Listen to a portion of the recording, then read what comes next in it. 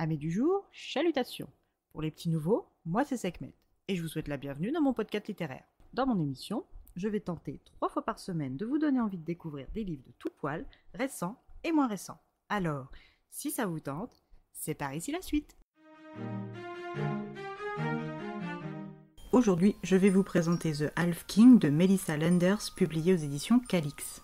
Dans ce roman, nous allons partir pour le royaume de Solon, au Temple. C'est dans ce lieu sacré que Cerise Solon, deuxième-née de Helena Igalzi, et Edwin Solon, a été élevée comme future dame du Temple. Cerise a 19 ans, elle a les yeux ambres et les cheveux bruns, et elle est une servante modèle de la déesse Shiera, même si elle ne s'est pas encore vue accorder le don de vue nécessaire pour remplir son futur rôle d'oracle. Sa grande sœur Nina est bien plus âgée qu'elle et est déjà mariée. Comme tous les premiers-nés, elle a aussi subi sa malédiction familiale, comme tous les premiers-nés Solon depuis 1000 ans. La déesse Shiera est la créatrice du monde. Elle a conçu et mis en marche 4 masses continentales qui abritent toute la vie, chacune gouvernée par une dynastie portant le nom correspondant. Mais après avoir créé ces 4 royaumes, il y a eu le temps de la grande trahison. Il y a 1000 ans, les dirigeants des dynasties Solon, Calatrice, Mortara et Pétros ont comploté dans le but de tuer la déesse et ont pour ça été maudits. Chaque clan a reçu une malédiction en accord avec son implication dans la trahison. Les Solons ont séduit la déesse et l'ont convaincue de descendre sur terre afin de prendre forme humaine pour faciliter son assassinat. Leur punition est l'attirance destructrice. Les Calatrices sont à l'origine du plan et en guise de punition, pour leur intelligence, les premiers-nés reçoivent un savoir qui dépasse la capacité cérébrale d'un esprit mortel, les rendant fous. Les Pétros ont forgé la lame capable de tuer la déesse. Cette lame de Pétros leur a valu une soif de sang difficilement contrôlable en guise de malédiction. Pour finir, les Mortara. Si les écrits relatant la grande trahison sont plutôt détaillés, ils ne font jamais mention des raisons de la lourdeur de leur châtiment. Si les autres malédictions sont lourdes, celle des premiers-nés Mortara est aux yeux de beaucoup la pire, car dès l'affirmation passée, la disparition dans les ombres est totale en 1 an à peine, et une fois disparue dans ce royaume d'ombre, la punition est éternelle sans rédemption ou fin possible. Ils sont condamnés à errer éternellement seuls et sans lumière. Cerise a la chance d'être une seconde-née, elle n'a pas à subir de malédiction, mais n'est pas épargnée par les problèmes pour autant. Sa capacité à voir les chemins de l'avenir ne s'est toujours pas manifestée, et son affirmation approche à grands pas. Elle le sait, passé ce délai, elle restera toute sa vie ordinaire et sans don, ce qui la transformera de dame du temple en servante au temple. En tant que deuxième-née, elle est destinée au temple, ce qui ne lui permet pas d'envisager de se marier, et ce, même si elle ne développe pas de don. La révérende mère, qui en plus du don de vue possède le don de la guérison, n'a peut-être pas beaucoup d'espoir pour Cerise, mais ne désespère pas, car depuis toujours elle ne peut voir clairement ses chemins de vie, ce qui est très rare.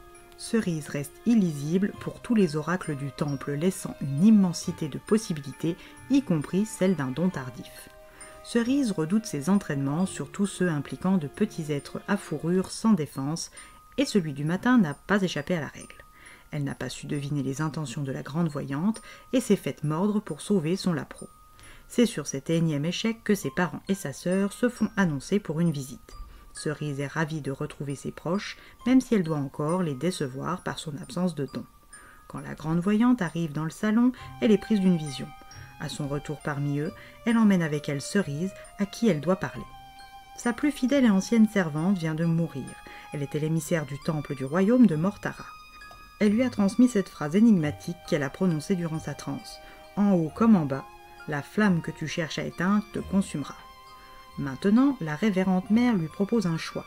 Soit elle reste ici auprès d'elle en espérant recevoir la vue, soit elle part immédiatement pour Mortara, remplacer Mère Strout en tant qu'émissaire du temple auprès de sa majesté Kian Hannibal Mortara. Cerise suit la recommandation de sa grâce et part dire au revoir à sa famille avant de partir. Nina prend sa sœur à part et lui offre un pendentif cabossé. Elle lui fait promettre de n'en parler à personne et surtout de ne jamais l'ôter. Sa mère lui donne un miroir sentimental qui lui permettra de communiquer avec eux, même une fois à la cour. Cerise est impressionnée par la tâche qui lui incombe, surtout après les autres révélations de sa supérieure. Elle va participer à rompre la malédiction des premiers-nés. À son arrivée, elle est accueillie par le plus illustre personnage de Mortara après le roi, le grand prêtre de l'ordre Père Padron. De prime abord, Cerise se sent en sécurité et en confiance avec cet homme qu'elle imaginait plus vieux. Elle ne rencontrera pas celui qui porte le sobriquet de demi-roi, car il est déjà parti dans les ombres. Sa malédiction mange déjà quelques heures diurnes de son temps. Elle est ensuite conduite à ses nouveaux appartements par l'historien privé du roi, Daeric Calatrys.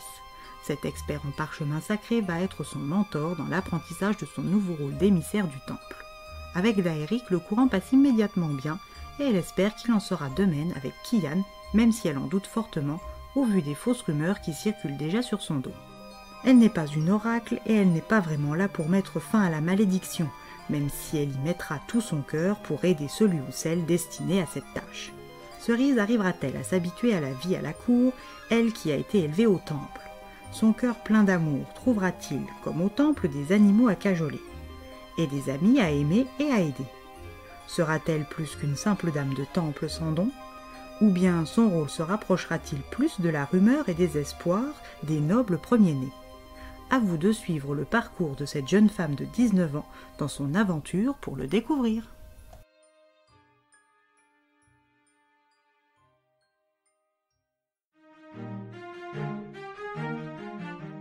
Une lecture qui tient en haleine du début à la fin, un vrai page-turner difficile à laisser de côté. Des rebondissements, de l'action, de la magie, des épreuves, de l'amour, de l'amitié, des révélations et une fin qui s'ouvre sur une suite qu'ici on n'attende pas de ferme. Et bien voilà, j'en ai fini pour aujourd'hui. J'espère que cet épisode vous aura plu et vous aura donné des nouvelles idées de lecture. Si vous souhaitez découvrir d'autres petits bonbons littéraires tout droit sortis de ma bibliothèque, je vous retrouve le jeudi 10 juillet prochain pour un nouvel épisode. Et si d'ici là je vous manque de trop, n'hésitez pas à me rejoindre sur mon compte Instagram, @leslecturesdesekhmet. Sur ce, chalut les amis et à la prochaine.